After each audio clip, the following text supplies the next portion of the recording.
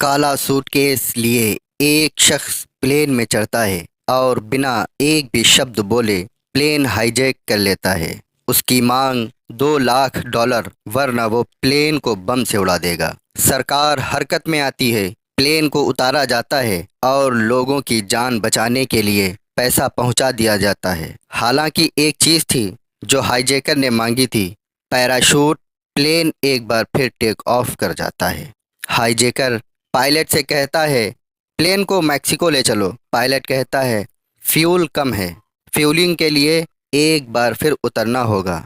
Hijacker मान जाता है, लेकिन इससे पहले कि प्लेन ईंधन भरने के लिए लैंड करता, बीच हवा में प्लेन का दरवाज़ा खुलता है।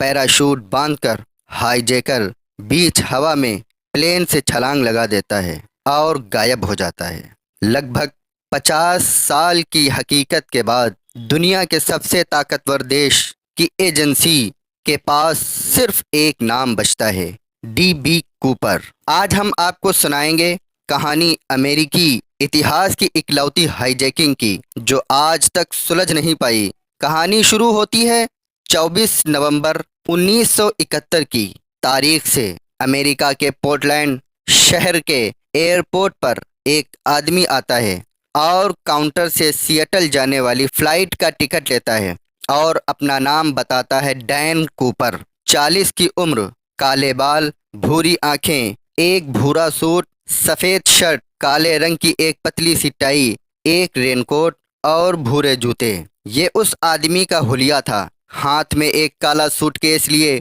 वो जाकर सीधे अपनी सीट पर बैठ जाता है। टेक ऑफ करते ही वो फ्लाइट अटेंडेंट से एक ड्रिंक मांगता है और एक बर्बन और 7 अप की एक बोतल। ड्रिंक पीने के बाद वो आंख मूंद कर बैठ जाता है और फ्लाइट अपने गंतव्य की ओर बढ़ जाती है। फ्लाइट में क्रू और यात्रियों को मिलाकर कुल 42 लोग सवार थे। दोपहर 2:50 पर टेक ऑफ के कुछ देर बाद डैन कूपर ने एक बार फिर फ्लाइट अटेंडेंट को बुलाया और उसे एक कागज़ थमाया। एयर होस्टेस ने कागज़ खोला। उसमें लिखा था, मेरे पास बॉम्ब है, मैं चाहता हूँ तुम मेरे पास बैठ जाओ। एयर होस्टेस जैसे ही कूपर के बगल में बैठी, कूपर ने अपना सूटकेस खोलकर दिखाया। उसमें लाल रंग के 2 सिलेंडर, कुछ तार और बटन थे। दिखने में बम जैसा ही लग रहा था।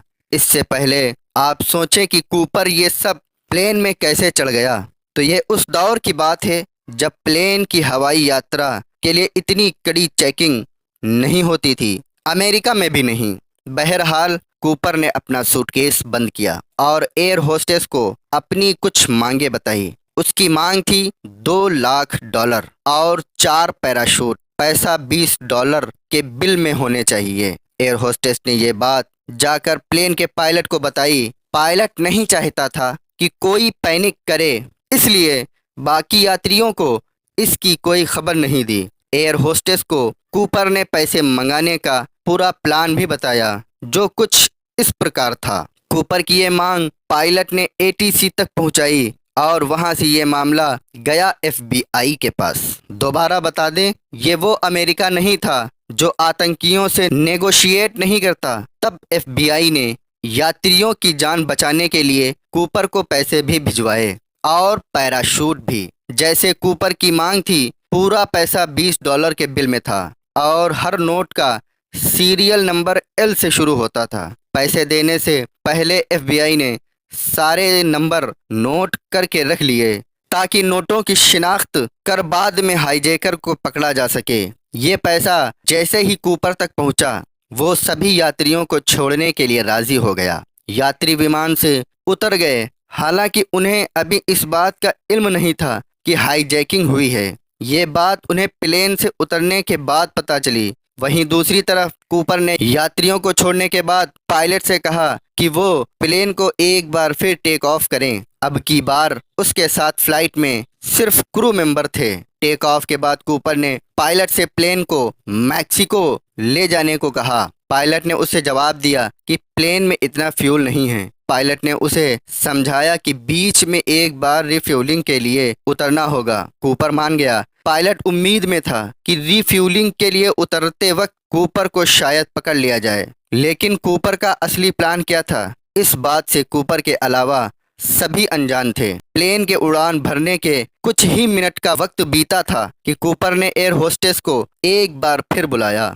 और उससे कहा कि वो प्लेन से उतरने वाली सीढ़ी खोल दे। एयर होस्टेस ने समझाया कि दरवाज़ा खोलते ही सब लोग हवा के प्रेशर से बाहर खींच लिए जाएंगे, लेकिन कूपर अपनी मांग पर अड़ा रहा। एयर होस्टेस ने कहा कि वो खुद को एक सीट से बांधना चाहती है ताकि वो प्लेन के बाहर ना चली जाए। तब कूपर ने कुछ सोचा और उससे कॉकपिट के अंदर जाने को कहा। इसके बाद उसने खुद प्लेन का दरवाज़ा खोला और पैराशूट बांधकर प्लेन से बाहर कूद गया। प्लेन का पूरा क्रू इस बात से अनजान था कि उन्होंने कूपर को आवाज़ देकर एक दो बार पूछने की कोशिश भी की, लेकिन कोई जवाब नहीं आया। पायलट ने प्लेन को रेनो नाम की जगह पर लैंड कराया। जैसे ही प्लेन लैंड हुआ, सुरक्षा फोर्सेस ने उसे घेर लिया। वो प्लेन के अंदर घुसे और उसकी पूरी चेकिंग की, लेकिन कूपर गायब था। साफ था कि कूपर बीच फ्लाइट पैराशूट पहनकर प्लेन से कूद गया, लेकिन वो गया कहाँ और वो था कौन, ये सवाल अब जांच एजेंसियों के सामने थे। हाईजैकर ने अपना नाम डैन कूपर बताया था, लेकिन ये ही उसकी असली पहचान थी या नहीं, ये भी पक्का नहीं है। कूपर के फिंगरप्रिंट से भी उसकी पहचान नहीं हो पाई।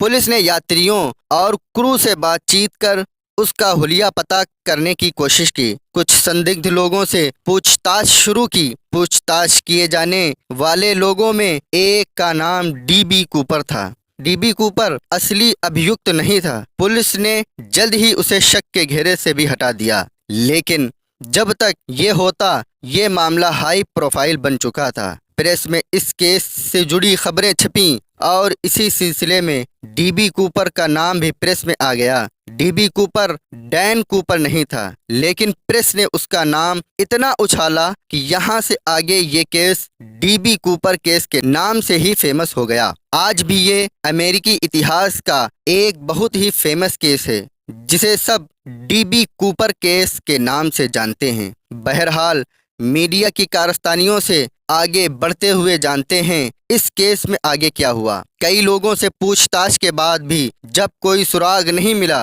पुलिस ने कूपर के जंप करने का एरिया पहचान कर 50 किलोमीटर के एरिया में खोज शुरू कर दी। कई दिनों तक खोज चलती रही, लेकिन कूपर का कुछ अता पता नहीं चला। उसके पैराशूट का भी कोई निशान नहीं था। कूपर को पकड़ने के लिए एफबीआई ने एक सिमुलेशन भी करके देखा। एक 91 किलो का बक्सा हवा से फेंका गया, ठीक वैसे ही जैसे कूपर कूदा था। हालांकि इससे भी कोई मदद नहीं मिली। एफबीआई ने सारे तरीके आजमाए, उसके स्केच बनाकर जारी किए, लेकिन कोई तरकीब काम नहीं आई। अंत में एफबीआई के पास एक उम्मीद बची थी। वो पैसे जो फिरौती के रूप में कूपर को दिए थे, उन रुपयों के सीरियल नंबर का पूरा लेखा जोखा एफबीआई के पास था। कहीं भी उन्हें खर्च किया जाता, एफबीआई को तुरंत पता चल जाता। एफबीआई ने ये नंबर पब्लिक में भी जारी कर दिए, लेकिन कभी कहीं इन पैसों के खर्च होने की बात सामने नहीं आई। कूपर के गायब होने के मामले को 9 साल बीत गए। मामला प्लेन हाईजैकिंग का था, इसलिए एफबीआई ने जांच जारी रखी, लेकिन सब मान कर चल रहे थे कि कूपर की मौत हो गई। जिस एरिया में वो कूदा वहां घने जंगल थे और गवाहों के अनुसार उसके पास स्काई डाइविंग के लिए सही कपड़े और औजार नहीं थे। इस बात की बहुत संभावना थी कि कूपर की मौत हो गई, लेकिन फिर साल 1980 में एफबीआई को ऐसा सुराग मिला जिसने इस केस में एक बार फिर जान फूंक दी। 8 साल का ब्रायन एक नदी के पास खेल रहा था जब अचानक उसे रेत के नीचे नोटों की 3 गड्डियां दिखाई दी। ब्रायन ने ये बात अपने पिता को बताई। मामला पुलिस और वहां से एफबीआई के पास पहुंचा कि ये वही नोट थे, वो डैन कूपर को दिए गए थे। नोट फटे गले थे, लेकिन गड्डियां ज्यों की त्यों थीं और उन्हें खोला तक नहीं गया था। ये पैसे कोलंबिया नाम की नदी के किनारे मिले थे, इसलिए थ्योरी बनी कि कूपर जहां कूदा वहां से बहते हुए ये पैसे ब्रायन के पास तक पहुंचे होंगे। लेकिन फिर थोड़ी और तहकीकात के बाद पता चला कि कोलंबिया नदी का बहाव उल्टी तरफ था, यानी जहां कूपर कूदा वहां से पैसे ब्रायन तक पहुंचने के लिए उन्हें उल्टी दिशा में बहना होता। संभव ही नहीं था। कूपर का केस लगातार उलझता रहा। पुलिस ने सैकड़ों संदिग्धों से पूछताछ की, लेकिन डैन कूपर की पहचान नहीं हुई। हाँ, कुछ नकली डैन कूपर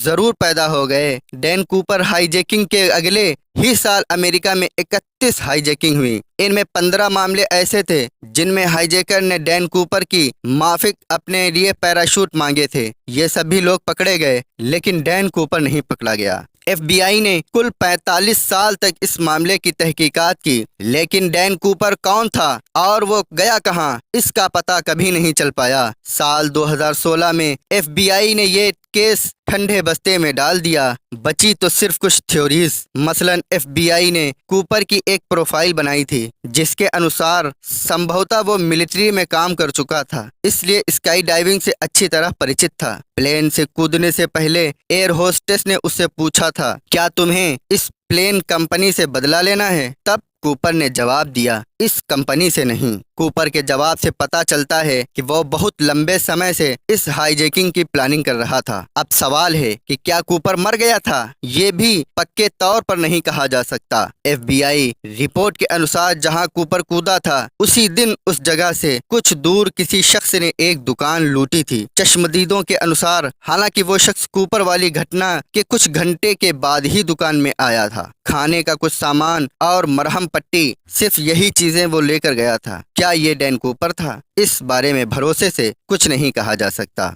लेकिन कूपर की कहानी ऐसी कितने सालों से जमा होती रही। अमेच्योर जासूस सालों से कूपर को ढूंढ रहे हैं। इनमें से एक शख्स ने कूपर की टाई के परीक्षण से पता लगाया कि इसमें टाइटेनियम के अवशेष हैं, जिसका मतलब था वो मैन्युफैक्चरिंग के क्षेत्र में काम करता था। लगभग हर साल कोई ना कोई ये दावा करता था कि DB कूपर की पहचान खुल गई है, पर असलियत यही है कि DB कूपर कौन था। ये अमेरिकी इतिहास की एक अबूझ पहेली है जिसे शायद कभी ना सुलझाया जा सकेगा।